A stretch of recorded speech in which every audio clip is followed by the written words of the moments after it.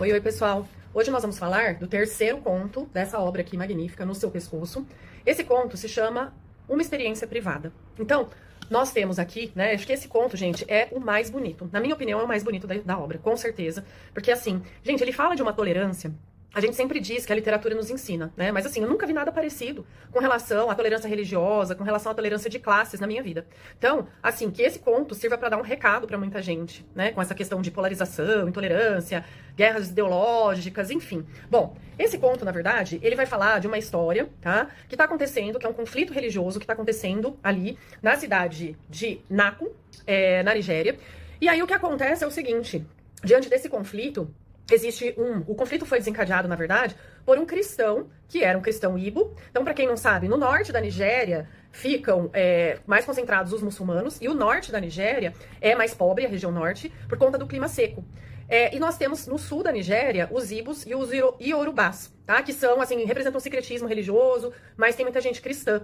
Então, aqui nós temos, neste conto, duas mulheres, uma rica, cristã, que é a Chika, tá? E a outra, ela é anônima. Ela é chamada de mulher o conto todo. Ela é uma mulher muçulmana, tá? Que vem do norte, então, né? Que é de origem do norte da Nigéria. Gente, mas esse conto é tão lindo que eu vou ter que ler algumas partes com vocês. Porque, assim, ele é maravilhoso. Ele fala sobre a questão do ateísmo, né? Então, assim, em que condições as pessoas precisam respeitar o ateísmo, enfim. Então, a história começa com a Chika, que é essa mulher rica. A Chika é estudante de medicina, a gente fica sabendo disso ao longo do conto. Uma outra coisa que me chama muito atenção nesse conto é o jeito de narrar, porque assim, eu nunca tinha visto uma narração acontecer no futuro, né? Mais tarde ela virá a perceber, mas aqui a gente tem uma narração no futuro muito interessante, então eu vou ler alguns trechinhos com vocês.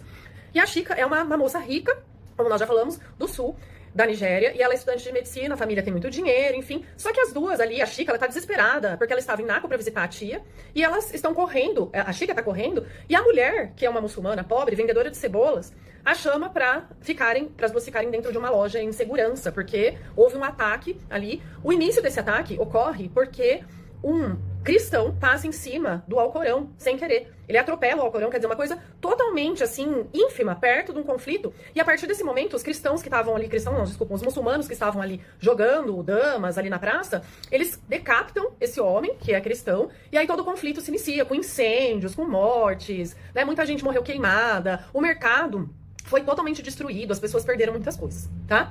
Então, né, aqui começa a narração, as duas estão dentro desse lugar, que é uma loja super pequena. Interessante dizer que todo o comércio desse local, ele foi proibido por conta da ditadura militar, porque era considerado impróprio, sabe? Então deveria ser alguma loja de lingerie, alguma coisa do tipo. E aí a Chika diz, né, na verdade o narrador diz, ó, é um lugar pequeno, menor que o closet que Chika tem em casa. Então por aí a gente já fica sabendo que a Chika é uma moça rica, tá? Bom, aí a Chika diz, nossa, a minha bolsa, eu perdi minha bolsa, né, enfim. E aí a mulher diz, nossa, eu perdi o meu colar, né? E o colarzinho dela, na verdade, deveria ser um amuleto bem simplesinho, mas ela se apega naquilo porque é a questão da fé, tá? O que vai ficar bem nítido nesse conto é essa questão, gente, entre o ateísmo e a fé. A questão que a gente tem que respeitar quem tem fé. Até quem é ateu tem que respeitar quem tem fé, né? Bom, aí, né, o que acontece é que as duas ficam ali naquela loja abandonada e as duas começam a conversar e a Chika então saca na hora que a mulher era muçulmana, aí depois a mulher fala que era vendedora de cebolas, né? E o que mais acontece aqui é que, olha só, a narração, né? No futuro, que eu falei pra vocês, mais tarde, ela vai ver as carcaças de carros queimados, com buracos com bordas denteadas no lugar das janelas e para-brisas. E imaginará esses carros espalhados pela cidade como fogueiras de piquenique, testemunhas silenciosas de tanta coisa, né? Bom, e aí a gente fica sabendo de tudo o que aconteceu, né? O narrador aqui vai contando pra gente da decapitação do homem, tá? Só que tem um episódio muito representativo nesse conto, que, gente, eu me emocionei, eu chorei muito nesse conto, que é a parte em que a mulher, ela retira o lenço da cabeça, né? Porque as muçulmanas usam lenço na cabeça, e ela tira todo aquele lenço todo puído, né, todo carcomido ali, e ela joga no chão pra Chika se sentar. Então, assim, é um ato de humildade ali, né, muito interessante, tá? Olha, mais uma questão, a Chika, ela tava lá com a irmã, né, a irmã dela, a Nendi, era estudante de ciências políticas. E a Nendi, por ser estudante de ciências políticas, é aí que eu queria chegar com vocês, ela é completamente ateia. Completamente, tá? Ela dizia pra mãe que ela nunca iria usar terço, nada disso, porque ela não acreditava que era dinheiro desperdiçado pra igreja, mandar rezar missa, esse tipo de coisa, né? Aí, ó, mais um trecho, tem um trecho aqui que é falado no futuro sobre a Nendi.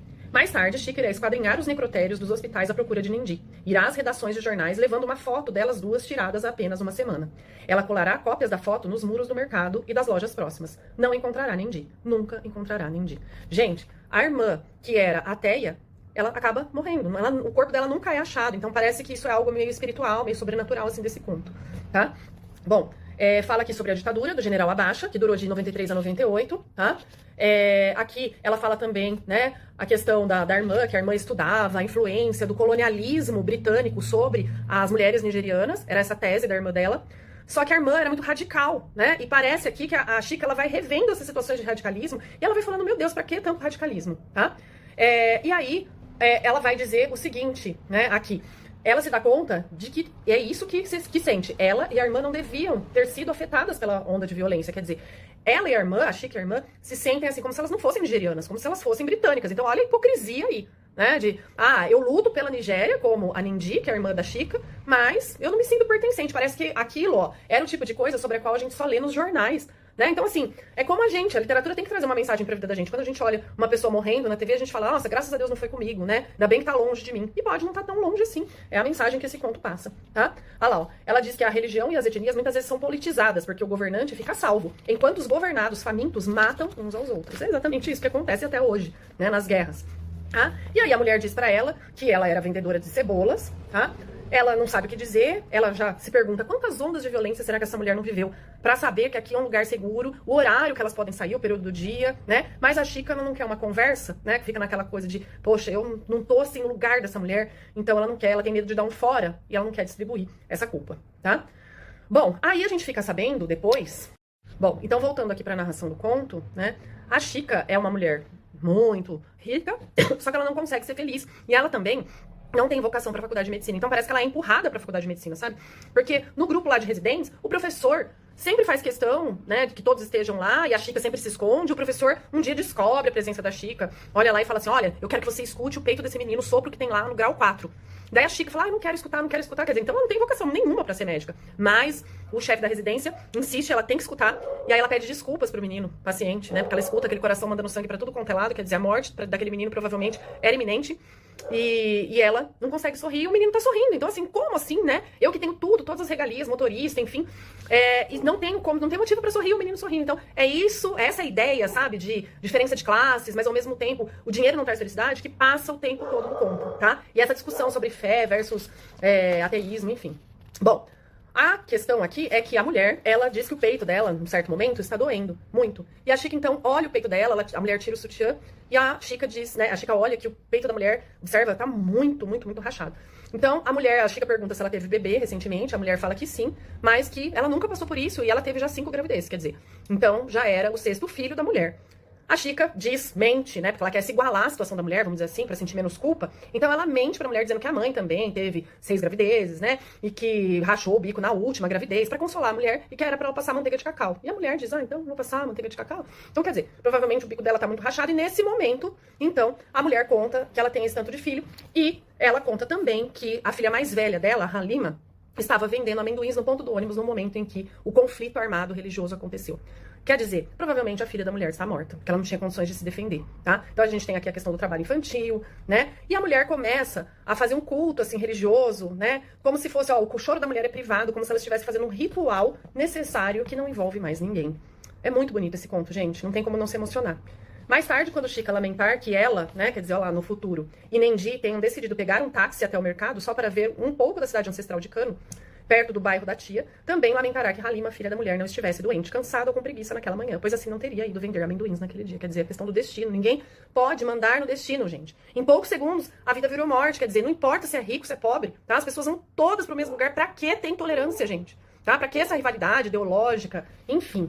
Bom, aí, né, a mulher começa a rezar, e o que acontece, né, que naquele momento a Chica se lembra da irmã, pensando que a irmã sempre debochava dos rosários, né, dava risada da fé da mãe delas. E aqui, olha só, o que é dito pelo narrador. E Chica vai pensar naquela mulher rezando com a cabeça no chão da terra. E vai mudar de ideia e desistir de dizer à mãe que mandar rezar missas é um desperdício de dinheiro, que é só para angariar fundos para a igreja. Ou seja, gente, quem é ela, Chica, ou a Nendi, a irmã, para dizer, né, que a mãe não precisava ter fé, quer dizer, gente, olha a fé daquela mulher inabalável diante do mundo desmoronando, da pobreza, da miséria, dos 5 filhos, da filha morta, provavelmente, né? Então, aqui a mensagem é, não podemos generalizar as instituições pelas pessoas, confundir. As pessoas têm fé e merecem ser respeitadas. Se as instituições são corruptas, nem todas as pessoas representam. Representam isso. Lembrando, gente, que lá fora da loja estava tendo o quê? Um conflito armado, tá? Onde as pessoas estavam se matando, se decapitando, se queimando por conta da ideologia religiosa. E dentro da loja, daquela loja escura, onde nada podia haver nenhuma espécie de vida, a mulher muçulmana acaba de estender ali o seu lenço de cabeça para outra mulher cristã rica. Quer dizer, ela estava servindo, ela estava praticando a verdadeira fé. Então, isso é muito importante de perceber, né? Bom, a mulher não diz nada quando a Chica tenta sair da loja, tá? A mulher simplesmente já tinha dito para ela, não vá, então a mulher desiste de dizer alguma coisa. E ela sai pela janela, e quando ela vê um cadáver todo queimado de um homem, ela sai correndo desesperada, ela acha que na rua, né, na cabecinha dela, tá cheia de táxi, não tem táxi, só tem tanque de guerra, tá? E aí, olha só que interessante também, quando ela olha o cadáver, olha só, ela não sabe dizer se aquele homem parcialmente queimado é Ibo ou Hausa, cristão ou muçulmano, só pela pele enegrecida. Quer dizer, gente, olha aí, ninguém sabe distinguir a religião da pessoa, né? A cor da pele fica a mesma, porque as pessoas estão todas queimadas, a pele enegrecida. E aí, por quê, né, tanta rixa? E tem uma passagem também muito bonita aqui, que é, olha só, no futuro. Mais tarde, ela jogará o rádio na parede e uma fúria rubra irá percorrer seu corpo. Pois tudo foi embrulhado, desinfetado e diminuído para caber em tão poucas palavras. Todos aqueles corpos, quer dizer, todos aqueles corpos de pessoas anônimas foram citadas em uma única frase, numa notícia de rádio, tá? E aí, a Chica, depois de olhar o cadáver, ela corta a perna, né, se corta, e ela entra de novo na loja e a mulher dá o lenço para ela amarrar na perna para estancar a ferida, o corte, tá? Bom, aí tem uma outra passagem também muito bonita, ó, no futuro. Mais tarde, Chica lerá no The Guardian que os muçulmanos reacionários do norte, falantes da língua Hausa, têm um histórico de violência contra não muçulmanos. E em meio à sua dor, irá parar para lembrar que examinou os mamilos e viveu a experiência de conhecer a gentileza de uma mulher que é Hausa e muçulmana. Quer dizer, gente, a mídia generaliza. Olha só que mensagem a Chimamanda passa pra gente nesse conto. A mídia diz, os muçulmanos são violentos. Ela experimentou uma mulher cuidando dela. Como é que os muçulmanos podem ser violentos se a mulher era muçulmana e cuidou dela? Entenderam aí a ideia? Não podemos generalizar, gente.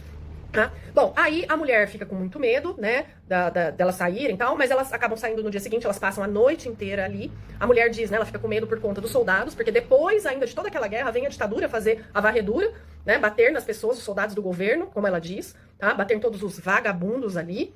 E aí, né, a mulher, a Chica oferece até uma carona pra mulher, mas assim, não tinha táxi, imagina a ideia dela de oferecer uma carona com o motorista, né.